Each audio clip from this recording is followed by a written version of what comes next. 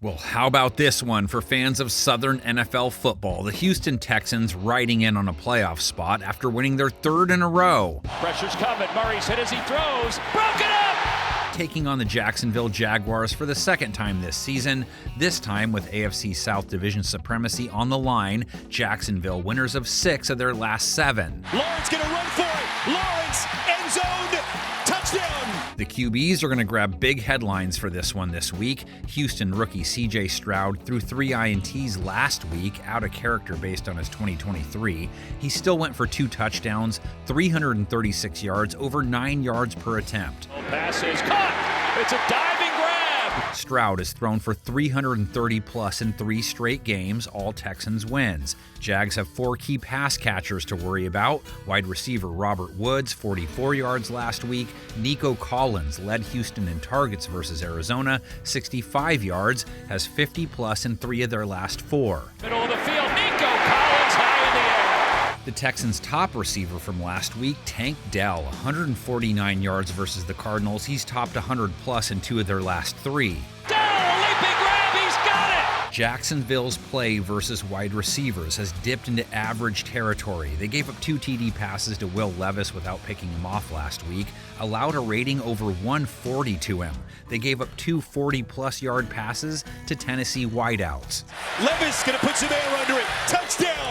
None of that mattered versus the Titans, and Jacksonville's defense has been solid versus quarterbacks overall, holding them to an 86.7 rating. They have 11 INTs. Fires, batted, picked. Are you not entertained? On the pass rush front, Stroud took 3 sacks last week. Looking to throw, he's hit. Oh, he is nailed. He usually gets a lot of time, though. Jacksonville's pass rush, 2 bags versus Tennessee.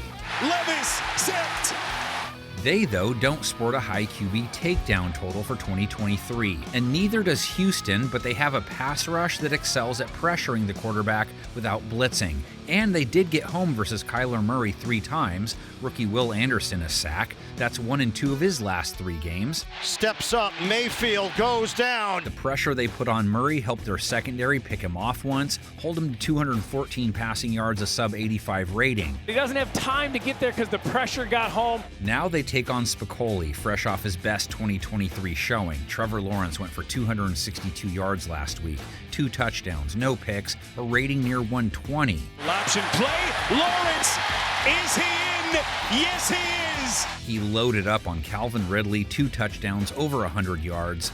Little off-balance throw to the end zone. It's caught, and it's Ridley again. Jaguars offense dependent on wide receivers. Ridley, Zay Jones returned from injury. He didn't do much. Christian Kirk, 48 yards last week. Beautiful grab by Christian Kirk. And tight end Evan Ingram is always a threat. Quiet week 11 as well.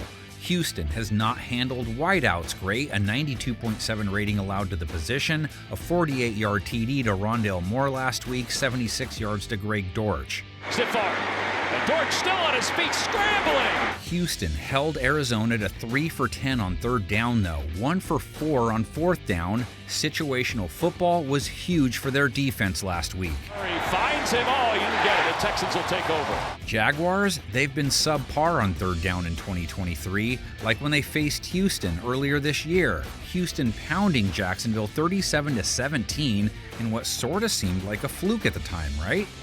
In disbelief. It wasn't, I guess. Stroud hit Jacksonville for 280 yards, 2 TDs, no picks, a rating near 120. Dell went for 145 yards and a score. A blitz-beating 68-yarder. The Texans' ground game seems to be in much better shape than when they first met. Devin Singletary has popped off for them 2 weeks in a row, 112 yards and a TD last week, 5.1 yards per carry, back-to-back 100-plus yard games for him. To his left, toward the goal line, and he is in. Who takes round 2? It's in Houston this time. Hit the comment section with your takes on a spicy Week 12 game, AFC South football at its best.